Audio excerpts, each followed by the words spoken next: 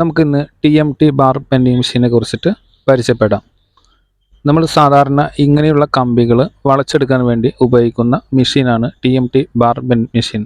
അപ്പോൾ ഇവിടെ പ്രവർത്തനം എങ്ങനെയാണ് എന്ന് കൂടി നമുക്ക് വിശദമായിട്ട് നോക്കാം. അപ്പോൾ നമുക്ക് ആദ്യം തന്നെ വീഡിയോയിലേക്ക് കടക്കാം. Hi friends, dear sisters and brothers, welcome back to Gama rice.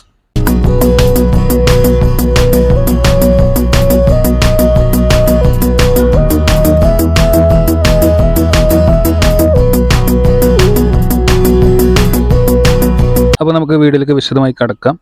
ആദ്യം തന്നെ ഞാൻ നിങ്ങൾക്ക് ഈ TMT ബാർ ബെൻഡിങ് മെഷീൻ ഉപയോഗിച്ചിട്ട് വർക്ക് ചെയ്യുന്ന ആ ഒരു രംഗം നിങ്ങൾക്ക് ആദ്യം തന്നെ കാണിച്ചു തരാം. അതിനുശേഷം നമുക്കതിനെക്കുറിച്ചിട്ട് സംസാരിക്കാം.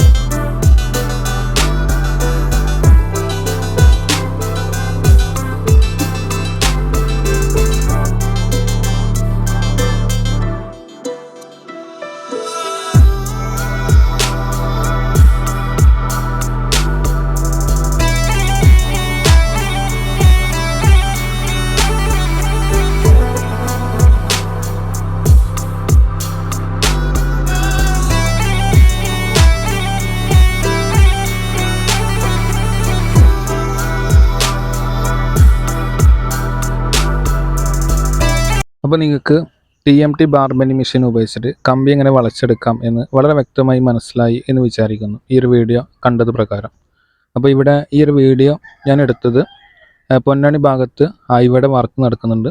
അപ്പോൾ ആ ഒരു ഭാഗത്ത് കൂടെ യാത്ര ചെയ്യുന്ന സമയത്ത് ഈ ഒരു വീഡിയോ അവരുടെ സമ്മതം വാങ്ങിയിട്ട് എടുത്ത ഒരു വീഡിയോ ആണിത്. അപ്പോൾ ഇതിലെ ഒറിജിനൽ ശബ്ദം ഞാൻ ഒഴിവാക്കിയിട്ടുണ്ട്. കാരണം നമ്മൾ റോഡ് സൈഡിൽ നിന്ന് എടുത്ത ഒരു വീഡിയോ ആയതുകൊണ്ട് തന്നെ അതിൽ വാഹനങ്ങളുടെ ഓണും അതുപോലെ തന്നെ ആ ഒരു വർക്കേഴ്സ് അവിടെ പേഴ്സണൽ കാര്യങ്ങളൊക്കെ സംസാരിക്കുന്നുണ്ട്. അപ്പോൾ അതുകൊണ്ട് തന്നെ ഞാൻ ആ ഒറിജിനൽ വോയിസ് ഒഴിവാക്കിയിട്ട് ഒരു ബാക്ക്ഗ്രൗണ്ട് മ്യൂസിക് കൊടുത്തിട്ടാണ് ഇപ്പോൾ നിങ്ങളെ കാണിച്ചു തന്നത്. അപ്പോൾ നമുക്ക് ഈ ഒരു മെഷീൻ്റെ പ്രവർത്തനം എങ്ങനെയാണെന്ന് നോക്കാം. ഇത് വളരെ സിമ്പിളാണ്. ഒരു മോട്ടർ, ആ ഒരു മോട്ടറിൻ്റെ ഷാഫ്റ്റ് പുറത്തേക്ക് തിരിയുന്നു. അപ്പോൾ ഷാഫ്റ്റ് നല്ല സ്പീഡിൽ തന്നെയാണ് തിരിയുന്നത്. ആ ഷാഫ്റ്റ് ഒരു ഗിയർ ബോക്സിലേക്ക് ഘടിപ്പിക്കുന്നു. ആ ഗിയർ ബോക്സിൽ നിന്ന് വരുന്ന ഒരു ഷാഫ്റ്റ്, അതാണ് മുകളിൽ കാണുന്ന ആ തിരിയുന്ന പ്ലേറ്റ് ആയിട്ട് വരുന്നിട്ടുള്ളത്. അപ്പോൾ ആ ഒരു പ്ലേറ്റ് വളരെ സ്ലോ ആയിട്ട് തിരിയുന്നു, അതായത് സ്പീഡ് വളരെ കുറഞ്ഞിട്ട് തിരിയുന്നു, പക്ഷെ നല്ല പവർ ഉണ്ടായിരിക്കും. അപ്പോൾ ആ ഒരു പവറിൽ ആ ഒരു കമ്പി വളഞ്ഞ് വരികയാണ് ചെയ്യുന്നത്. അപ്പോൾ കമ്പി ഇവിടെ വളച്ചെടുക്കാൻ വേണ്ടിയിട്ട് അതിൽ 2 പിന്നുകൾ ഉപയോഗിക്കുന്നുണ്ട്. അപ്പോൾ ആ പിന്നുകളുടെ സ്ഥാനം നമുക്ക് മാറ്റാൻ സാധിക്കും. അതുപ്രകാരം നമുക്ക് കമ്പി എത്ര ഡിഗ്രി വേണമെങ്കിലും നമുക്ക് വളച്ചെടുക്കാൻ സാധിക്കും. ഈ ഒരു മെഷീനെ കുറിച്ചിട്ട് പറയാൻ കാരണം, ഇപ്പോൾ നമ്മുടെ നാട്ടിൻപുറത്തൊക്കെ വീടിൻ്റെ ഫ്ലാറ്റിൻ്റെ ഒക്കെ വാർപ്പ് വർക്കുകളൊക്കെ ചെയ്യുന്ന ആളുകളെ സംബന്ധിച്ചിട്ട് അവർക്ക് ഈ ഒരു മെഷീന് വളരെയധികം ഉപകാരപ്രദമായിരിക്കും. കാരണം ഒരേ സമയത്ത് ഒന്നിലധികം കമ്പികൾ വളച്ചെടുക്കാൻ ഈ ഒരു മെഷീന് ഉപകാരപ്രദമാവും. പിന്നെ അവരെ സംബന്ധിച്ചിട്ട് ഈ ഒരു മെഷീന് മെയിൻ്റനൻസ് ഒക്കെ വരുന്നത് 2-3 വർഷം കഴിഞ്ഞിട്ടായിരിക്കും മെയിൻ്റനൻസ് വരുന്നത്. കാരണം അവർ ഈ ഒരു മെഷീനൊന്നും പതിവായിട്ട് ഉപയോഗിക്കുന്നില്ല. പക്ഷേ റോഡ് പണിക്കാരെ സംബന്ധിച്ചിട്ട് അവർ ഈ ഒരു മെഷീനൊക്കെ രാവും പകലും ഒരുപോലെ ഉപയോഗിക്കുന്നുണ്ട്. മാത്രമല്ല അവർ 365 ദിവസം ഇത് ഉപയോഗിക്കുന്നവരാണ്. അപ്പോൾ അവരെ സംബന്ധിച്ചിട്ട് മെയിൻ്റനൻസ് അതുപോലെ കൂടുകയും ചെയ്യുന്നുണ്ട്.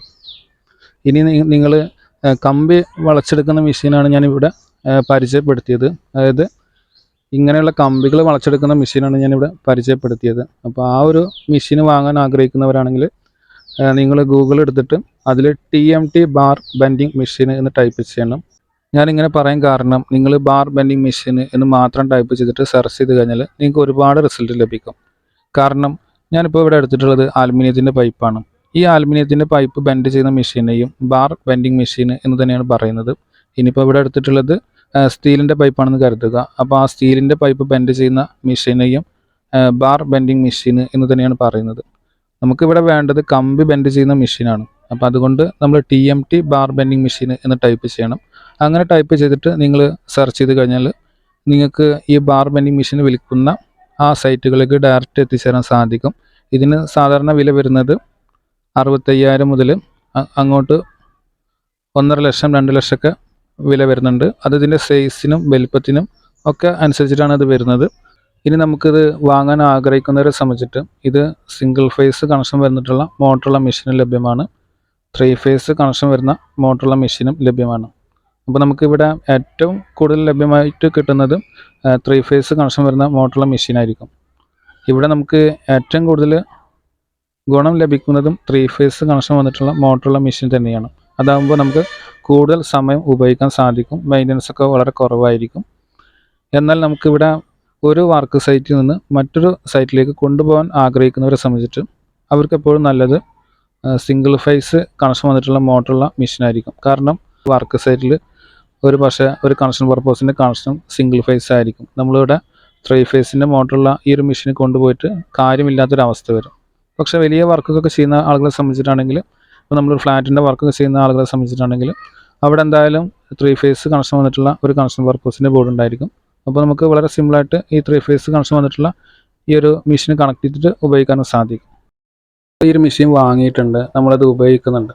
അപ്പോൾ നമ്മൾ ചില കാര്യങ്ങൾ ശ്രദ്ധിക്കുകയാണെങ്കിൽ നമുക്ക് മെയിൻ്റനൻസ് വർക്കുകൾ വരുന്നതൊക്കെ ഒഴിവാക്കാൻ സാധിക്കും. നിങ്ങളിവിടെ ശ്രദ്ധിക്കേണ്ട ഒരു കാര്യം, ഈ ഒരു മെഷീൻ ഉപയോഗിക്കുന്നതിന് മുൻപ് നമ്മളതിൽ ഓയിലുണ്ടോ എന്ന് ഉറപ്പുവരുത്തുക. അതുപോലെ തന്നെ ഓയിൽ കുറവുണ്ടെങ്കിൽ നമ്മൾ കുറവുള്ള ഓയിൽ ഒഴിച്ചു കൊടുക്കുക. ഇങ്ങനെ ഓയിൽ ഒഴിച്ചെടുക്കുന്ന സമയത്ത് നമ്മൾ അധികം ഓയിൽ ഒഴിച്ചു കൊടുക്കരുത്. നമ്മൾ വാഹനത്തിലൊക്കെ ഓയിൽ ഒഴിച്ചെടുക്കുന്നത് പോലെ ഒരു പരിധി വരുന്നുണ്ട്. അപ്പോൾ ആ പരിധി വിട്ടിട്ട് കൂടുതൽ ഓയിൽ ഒഴിച്ചു കൊടുക്കരുത്. ഇങ്ങനെ അധികം ഓയിൽ ഒഴിക്കുന്നതും മെഷീൻ കംപ്ലൈൻറ്റ് വരുത്തുന്ന ഒരു പ്രശ്നമാണ്. അപ്പോൾ നമ്മൾ ആ ഒരു പരിധി നോക്കിയിട്ട് ഓയിൽ കുറവുള്ളത് ഒഴിച്ചു കൊടുക്കുക. അതുപോലെ തന്നെ നമ്മൾ 2 മാസം കൂടുമ്പോൾ ഇതിൻ്റെ ഓയിൽ പൂർണ്ണമായിട്ടും മാറ്റുക. എന്നിട്ട് പുതിയ ഓയിൽ അതിൽ ഫില്ല് ചെയ്യുക എന്നതാണ് ഇവിടെ ശ്രദ്ധിക്കേണ്ട ഒരു കാര്യം. ഇനിയിപ്പോൾ നിങ്ങൾക്ക് ഈ ഒരു മെഷീന് ആഴ്ചയിൽ ഒരു പ്രാവശ്യമാണ് ഉപയോഗിക്കുന്നത്, അങ്ങനെ മാസത്തിൽ 4 തവണയാണ് ഉപയോഗിക്കുന്നത് എന്ന് കരുതുക. അങ്ങനെയാണെങ്കിലും നിങ്ങൾ 2 മാസം കൂടുമ്പോൾ ഇതിൻ്റെ ഓയിൽ നിർബന്ധമായിട്ട് മാറ്റാൻ ശ്രമിക്കണം. ഇല്ലെങ്കിൽ ഓയിൽ കട്ട പിടിക്കുന്ന ഒരവസ്ഥ വരും. ഇങ്ങനെ ഓയിൽ കട്ട പിടിച്ചാലും മെഷീൻ വർക്കാവും, പക്ഷേ അതിൻ്റെ പലചക്രങ്ങൾ നല്ല രീതിയിൽ തേയ്മാനം വരും. പിന്നീട് അതിൻ്റെ ഗിയർ ബോക്സ് അഴിച്ചെടുത്തിട്ട് അത് റിപ്പയർ ചെയ്യേണ്ടി വരുന്ന ഒരു അവസ്ഥ വരുന്നുണ്ട്. അങ്ങനെ വരുമ്പോൾ നല്ലൊരു എമൗണ്ട് അവിടെ ചിലവ് വരുന്നുണ്ട്. അപ്പോൾ അത് ഒഴിവാക്കാൻ ഏറ്റവും നല്ല മാർഗം എന്താണെന്ന് വെച്ച് കഴിഞ്ഞാൽ നമ്മൾ 2 മാസം കൂടുമ്പോഴെങ്കിലും ഇതിൻ്റെ ഓയിൽ പൂർണ്ണമായിട്ടും മാറ്റിയിട്ട് പുതിയ ഓയിൽ ഫില്ല് ചെയ്യുക എന്നതാണ് ഒരു കാര്യം. രണ്ടാമത്തെ കാര്യം, നമ്മൾ ഓയിൽ കുറവുണ്ടോ എന്ന് ദിവസവും നമ്മൾ പരിശോധിക്കുകയും ഓയിൽ കുറവുണ്ടെങ്കിൽ കുറവുള്ള ഓയിൽ ഒഴിച്ചെടുക്കുകയും ചെയ്യുക. അതുപോലെ തന്നെ നമ്മൾ അമിതമായിട്ട് ഓയിൽ ഒഴിച്ചെടുക്കുകയും ചെയ്യരുത്. നമ്മൾ വാഹനത്തിലൊക്കെ ഓയിൽ ഒഴിച്ചെടുക്കുന്നത് പോലെ തന്നെ അതിൻ്റെ ആ ലെവൽ നോക്കിയിട്ട് വേണം ഓയിൽ ഒഴിച്ചു കൊടുക്കാൻ. അപ്പോൾ ഇങ്ങനെ നമ്മൾ ശ്രദ്ധിച്ചു കഴിഞ്ഞാൽ ഈ ഗിയർ ബോക്സിന് വരുന്ന കംപ്ലൈൻറ്റുകളും മെയിൻ്റനൻസ് വർക്കുകളൊക്കെ നമുക്കൊരു പരിധി വരെ ഒഴിവാക്കാൻ സാധിക്കും.